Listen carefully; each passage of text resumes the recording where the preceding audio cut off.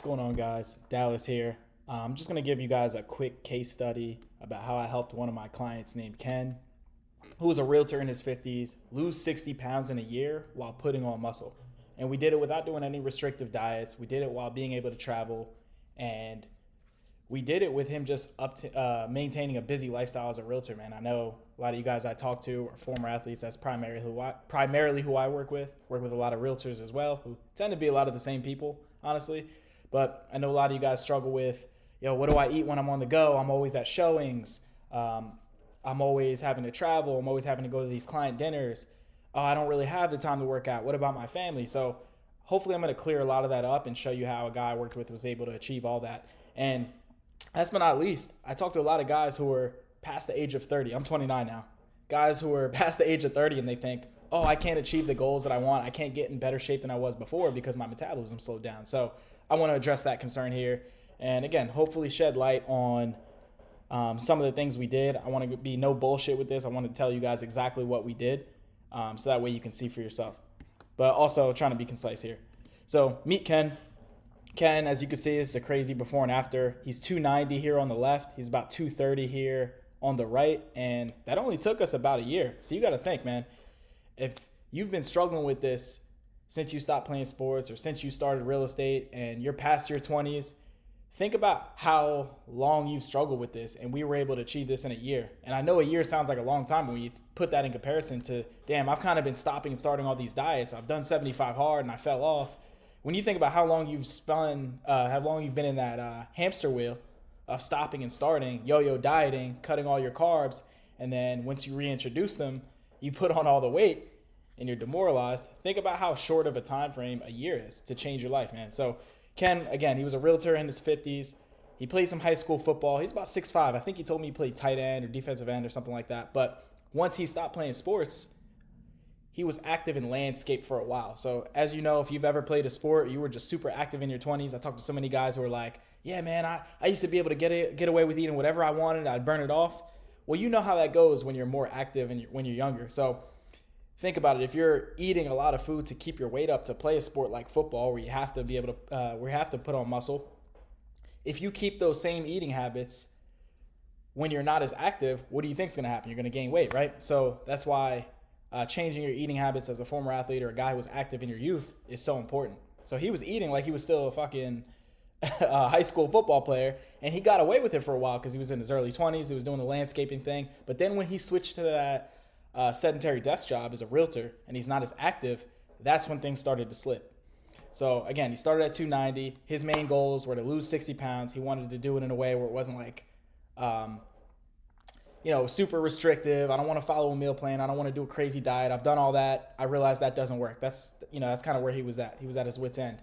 And he wanted to be able to keep up with his 11-year-old daughter, man. He wanted to be there for her. She was in sports. He wanted to be a great example for her. And he wanted to make sure that he could keep up and play with her. As most of you guys who have kids, or when you start thinking about grandkids later on down the line, 20, 30 years, whenever that may be, you want to be able to keep up with them. And you don't just want to live longer for the sake of living longer. You want the longevity to actually mean something. You want to have a higher quality of life within those years. I think about my grandma.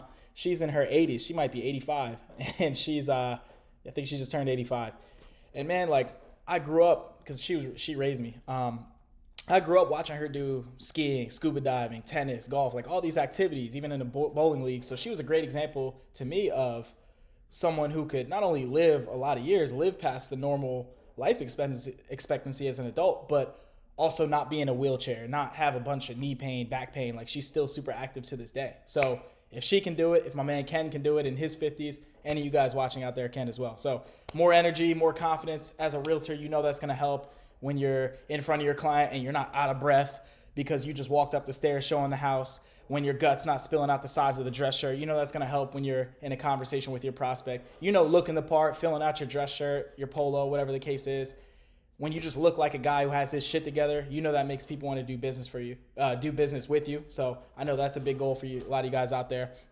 And like I said, generational health and longevity, man. He wanted to live longer, be there for his daughter, be there for his wife, but also get the most out of that time.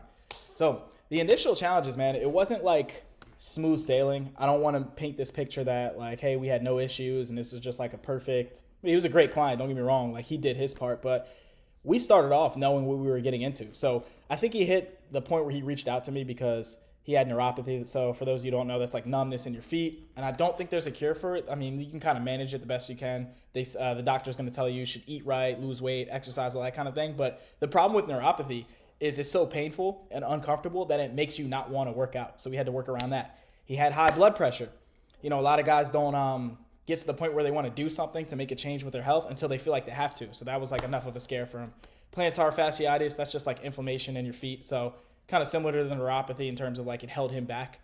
He had a hernia. I forgot how he got the hernia, but like that's something to work around. It's just like a, sports injury, acid reflux, just more general health issues.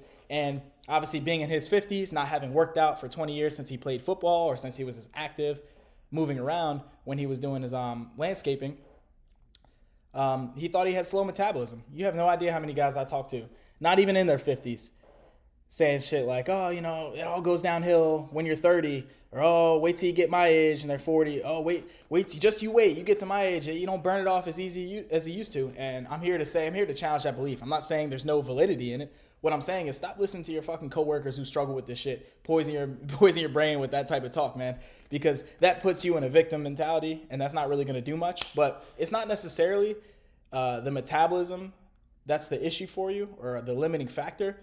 It's more so that you believe that's the issue and your lifestyle has changed. You're not as active as you used to be, so you have to adjust your plan to account for that. So you can get in shape in your 40s and 50s and 30s as well. It just requires a different approach. It requires you to do the work. But as soon as you start chalking it up to slow metabolism, you're not even putting yourself in the fight, if that makes sense. So slow metabolism is one thing he thought he struggled with. And as you put on muscle, the approach I take with my guys, and I'm here to talk about my front end program, that's 16 weeks. And then from there, I go year to year with guys who want to continue. But the main thing we're focused on in that first 16 weeks is like getting the diet in check, making sure you guys lose weight. And then most importantly, putting on muscle, doing things to support that. So you're going to see that as a big theme of what I go over today. Putting on muscle is going to do two things. Number one, it's going to improve your metabolism, because if you have more muscle in your frame, your lean body mass is higher, and therefore your resting metabolic rate is higher, which basically means I burn more calories where I'm not doing shit. I'm sitting on the couch burning 2,000 calories. I don't have to go for a run every day. I don't have to kill myself doing cardio or Orange Theory, whatever you guys are doing.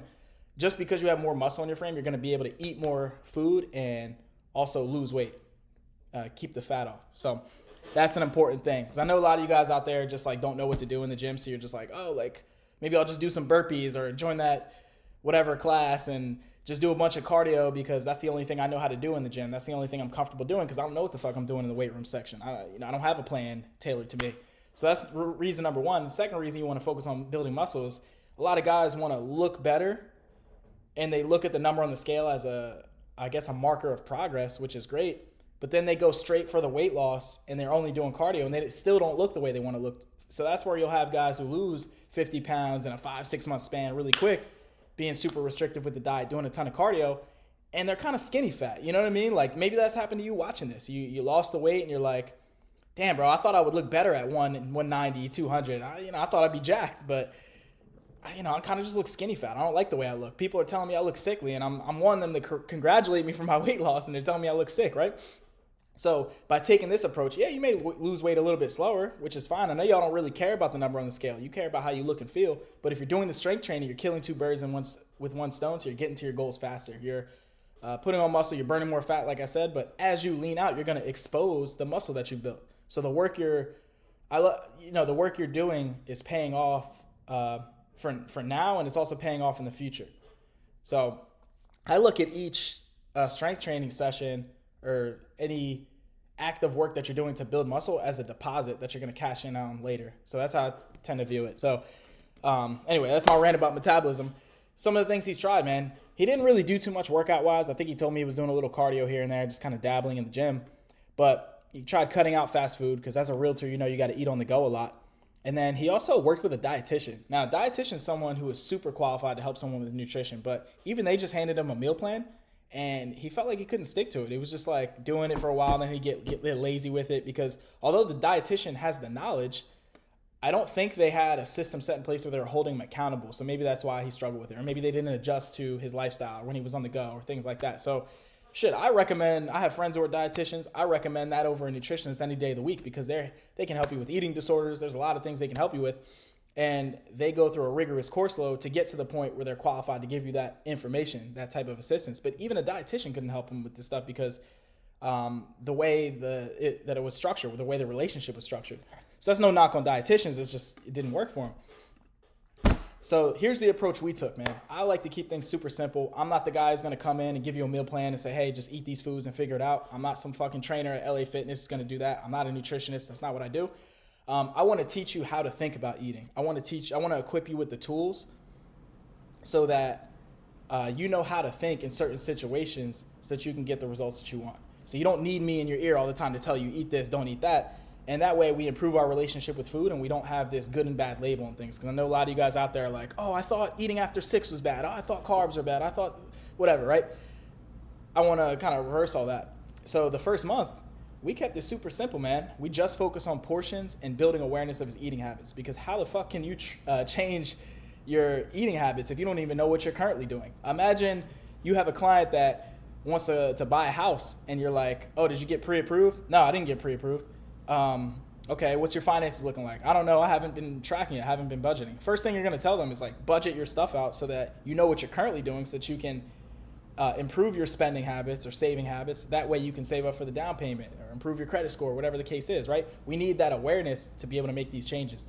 So on the onboarding call, I kind of asked him, hey, what are some things you currently like eating? Like obviously we're going to make this fit within the construct of the plan.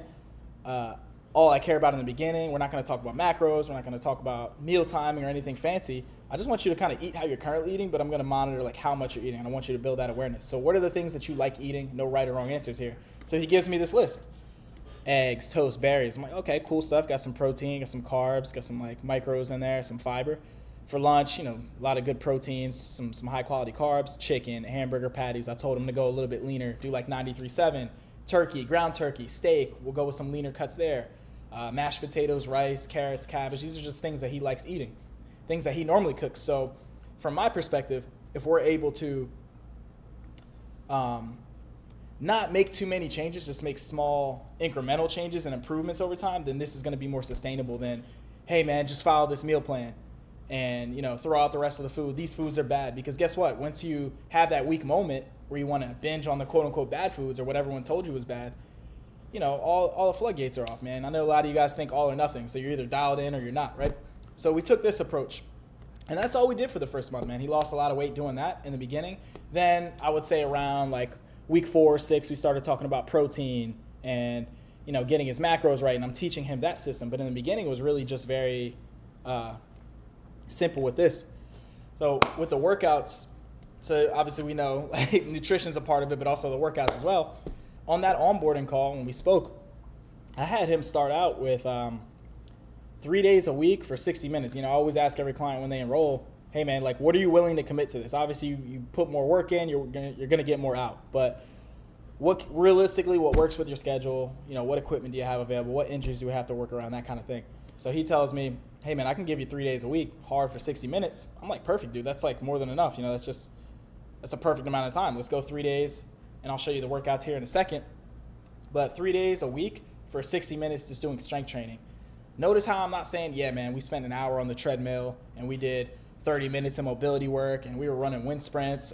We're doing workouts from high school football practice. I'm not saying any of that, man. We did some very simple muscle building workouts 3 times a week, bro. I know y'all have 3 hours a week for 60 minutes. 3 days a week, 60 minutes. I know y'all have 3 hours a week to commit to this because if we look at your phone, I know you're on social media. I know when you get home, you're binge watching some series with the wife or the kids or whatever. I know you're watching the games on the weekend. I know you guys like have the time for this stuff. So it's just about carving it out. You don't have to be in there every day, fucking killing yourself. 3 hours a week is really all you need, man. So we did that. We ran that for the first 4 to 6 weeks. That was pretty smooth. Obviously working around the injuries, I tailored the workouts to that. But starting in week 6, I think this is interesting because it was his idea, not mine. He asked me if we could add 30 minutes of cardio a few times a week. Now, cardio, as I said before, is not like something we want to avoid, but you also don't want to make it the primary focus of your training if that's not your goal. If your goal is like look better, lean out the way a lot of you guys are, build muscle, lose fat, that's like most people's goals. Cardio is just like good for your heart, obviously, but it's icing on the cake in terms of like the program itself. You want to really focus on the strength training because that's going to get you that. If you're talking about the big rocks and the most bang for your buck, the strength training is where it's at. The cardio is just icing on the cake. If you want to burn some extra calories, get into a bigger deficit, make the process happen a little bit faster. So we could have probably gotten away with not doing cardio for a long time. But he asked me, hey man, I kind of like being in the gym on my rest days now. I'm starting to warm up to your approach. I'm starting to like get into a rhythm and a routine now. Why don't we add in cardio a few times a week? And of course I said, yeah, why don't we? I mean, I didn't want to do that off rip because I didn't want to overwhelm him or overload his schedule with what didn't make sense. Let's focus on the important stuff in the beginning. But we were able to add 30 minutes on his off days, and that got him to lose weight a little bit faster. And I want to add too, in the beginning, man, I think he had some type of hang up around going to the gym. You know, he's like, hey man, can I do some body weight stuff at home?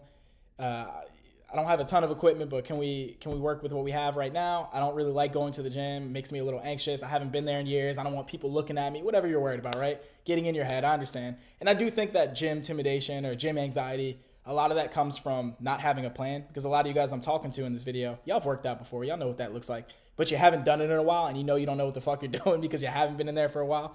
Because you don't have a plan. Not that you don't know how to work out, you don't know how to lift. Like, that's not what I'm saying. But when you go in there with no plan, you're kind of anxiously looking around. You feel like you're the center of attention. You feel like everyone's looking at you. So that in and of itself can be anxiety inducing. Like, even me, when I go to new gyms, sometimes I feel that a little bit. And I'm someone who works in this field. I know what I'm doing. So I can only imagine for y'all. Anyway, so I think having a clear plan that you know exactly what you're doing, you know exactly the flow of the workout, that does eliminate a lot of that for you guys, specifically who I'm talking to. You know, people who don't actually struggle with anxiety as a diagnosis per se. But anyway, first few weeks, we kind of eased them into it. I'm like, all right, man, I want you in the gym because that's where you're going to see the most progress. But if you want to start out at home just to get used to your routine. Another reason guys like to do that is because I don't want to drive to the gym. That's a 20, 30-minute drive. I want to see how this works with my schedule kind of thing. I'm like, cool, all right. We'll do that, but just understand in a few weeks we're taking the training wheels off and we got to have you going in the gym. So that's pretty much the approach with the workouts. And dude, just to give you guys like the real spill, man, like these are the workouts. It's nothing crazy. It's like, this is a warm up, the dead mill walk. 1, 2, 3, 4, 5, 6 exercises, man. 6 exercises took probably a little under an hour. And then we had some stretches at the end for a leg day. Same thing with bench, probably like 6, 7 exercises here, doing some abs. And then this is more of like a back day.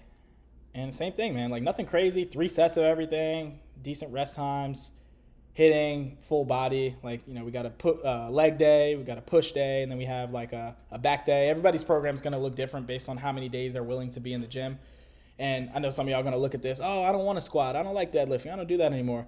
Look, we don't have to do those. It's just they're effective movements, but you don't have to be married to this. Like, we could very easily take this out and take the squat out and put a goblet squat in. You could take this barbell press out and do like a machine press. You know, there's ways around it. So if that's ever a concern of yours, I understand that. But you know, we don't have to be married to specific movements. I just wanted to give you guys an example of some of the types of workouts we're doing. Notice how I'm not doing a bunch of crazy circuits. Like, if you want to do that stuff, knock yourself out. But this is not like some exercise class where you're running around, doing a bunch of circuits, doing a bunch of burpees, just exhausting yourself like how you remember from practice. So pretty simple, pretty straightforward workouts. And these type of workouts work well for somebody who's like, look, man, I just want to look better in my clothes, feel better. I don't want to get hurt. I don't need to be, getting ready to be a D1 athlete or anything like that. Like, I just want to get the job done. I don't want to do way more than I need to. I just want to get the job done and stay safe doing it. And, you know, these are what these types of workouts look like for someone like that, where someone with like very simple body composition goals, not necessarily performance. So anyway, that's pretty much what we ran, not only the first 16 weeks, but through the rest of the year as I worked with him after that. And I wanted to share some of the biggest wins. So I showed y'all like his before and after here, 60 pounds lighter. As you can see, you know, he lost the gut. You're even starting to see an outline of some abs, which is insane for somebody at 53 years old. Same here. You're seeing he like not only lost the weight, his waist got slimmer, but you see how like broad his shoulders are. He's 6'5", so he fills out well. But you see he's built some muscle in his back. Like, this is the type of progress someone in their 50s can see. So I can only imagine a lot of you guys younger than this watching this, thinking it's all over because you turned 30 or you turned 40. Like, if he was able to do this at 53 after not having worked out in 20-some years, like, I know you can too. So some of the biggest wins, man, like, lost the 60 pounds, but didn't just lose the 60 pounds in a way where he's like skinny fat. Like he actually put on muscle in the process. Got rid of the knee pain that he was dealing with in the beginning. Better sleep after we started the workouts. Like I remember him texting me because, aside from just doing the workouts and the nutrition for them, and that's the easy part. But like, I think a big part of where I come in is the accountability, right? Like letting my guys text me and share little wins and just ask questions. And then we do like weekly calls on Zoom every week to talk about progress and make sure guys are trending in the right direction and make sure we can troubleshoot and stuff like that. But anyways, one of these days he texted me saying he's having better sleep like after only a couple of weeks doing the workouts. It's like, man, I'm exhausted at the end of the day, like, but it's a good hard day's work. I'm noticing I'm sleeping a lot better. My sleep quality's improved. I remember, like I said, his blood pressure was high in the beginning. We cleaned up his diet. We had him doing more cardio, working out. He goes to the doctor probably within the first month, and like his the high blood pressure went away, man. His blood pressure improved, and he was able to get off meds.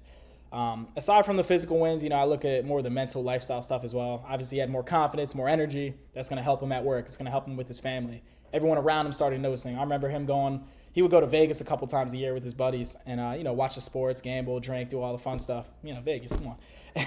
And, like, dude, his friends would notice. Like, man, Ken, you lost weight. You look great, man. Like, what you been doing? Like, it's real when, like, it's not just you or your wife or whoever's around you who knows that you're on the path notice. Like, of course, they're going to give you that positive feedback. But when, like, people you haven't seen in a while start to notice it, that's when it really sets in. Like, oh, shit, I'm in this. I'm seeing progress. So that just only feeds the cycle of, like, oh, I want to keep going with this. And he did it in a way where it was sustainable. It didn't feel like, oh, I'm on a diet or, oh, I'm on this, like, rigid plan or anything like that. One of the biggest highlights to me was the day he told me he went on a hike with his family and went from being a liability to the most in-shape person on that hike. So for context, like on our initial call when I was just getting to know him, just seeing if I could help him, he was telling me about one of his biggest reasons for wanting to get in shape is I want to go on a hike with my daughter and my wife. We have this plan. We have this trip plan. I think it was like Grand Canyon or something like that. We have this trip planned in such and such amount of time, 6 months, whatever. And I want to be able to keep up with them. And as I told y'all in the beginning, he had neuropathy. So like even just walking can be painful. And not only was he not a liability, but he was actually more in shape than his wife and his daughter. Like he was running circles around them on the hike. Like they were having to keep up with him. So I thought that was pretty cool because it just flipped that whole thing on its head. He was able to help his wife with her fitness. Help his wife with her fitness and just be like a positive example. I know a lot of you guys have spouses and it's tough when you don't have the same values or one person's in shape and one person isn't and you guys aren't on the same page. Like they were able to get on the same page after he led the way. And a lot of guys I talk to, it's just a safe space. They're like, hey man, I don't want to tell her this, but I want my wife to get in shape too. And it's kind of hard to like encourage someone to do that if you're not doing the work. I think the best approach is lead by example and hopefully she follows your lead if that's you. But yeah, that was something that happened for him. And some other things I didn't even mention, like just he was able to keep it up while traveling. Like I said, he went to Vegas. We accounted for that in the plan. He's gone on plenty of vacations. He's gone on plenty of work trips. He's had things come up in the family that, I won't share here.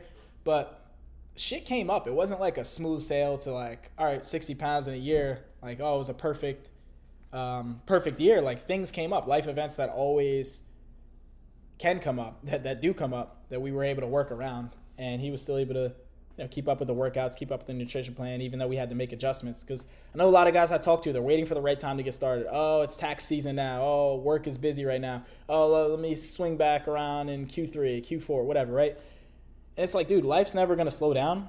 And like clockwork, every time I work with someone when they think it's the right time, we're tested immediately. Like 3 weeks in, some crazy shit will come up and it's like, all right, man, we're going to see what you're made of. We're going to work through this and, make it through the other side and see results. And it's never gonna be a right time. You just have to make it the right time and commit to doing the work, and everything else will kind of figure itself out. So, yeah, if you're somebody who's like waiting, oh, I want to wait till the traveling slows down.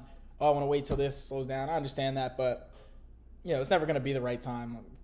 If we had waited until all the traveling was done for him or whatever obstacle was in the way, then he probably never would have started. And a year later, we're able to get him in the best shape of his life. So. Aside from that, I don't work with this guy anymore, man. It's been a couple of years. Like, I'm just talking about his transformation here. But, my goal for everybody I work with is to become autonomous. Like, for some people, it just takes different lengths of time. But, like, once you know this stuff and you don't need the accountability anymore, you feel like you kind of got the concepts down and feel like you can do it on your own, it's like, all right, go do it, man. And he checks in every now and then, but he's still working the path. He's still on the path. He's still seeing great results, and he made it a lifestyle. So that's my goal for everybody I work with, man. And hopefully y'all found this helpful. I know I'm getting a little rambly here. We're going on 25 minutes. If you're somebody who would like to work with me, if you found me on Instagram, just DM me the word prime on Instagram _Dallas Bay. It's my name. If it's Facebook, Dallas Bay on Facebook. And I don't know how to add an application in the description box. So comment on this if you can help me out with that. But I'll put an application in the description box. When I put it in there, it doesn't like hyperlink, so you're gonna have to copy and paste it and put it in a browser. Like I have an application for my program, but easiest ways to contact me are this: Instagram and Facebook. And if you say Prime, I'll know what you're talking about. But hopefully you guys found that helpful. Give me any feedback you have, good and bad. I'll take it all. But I appreciate you watching. If you watch to the end, see you guys soon.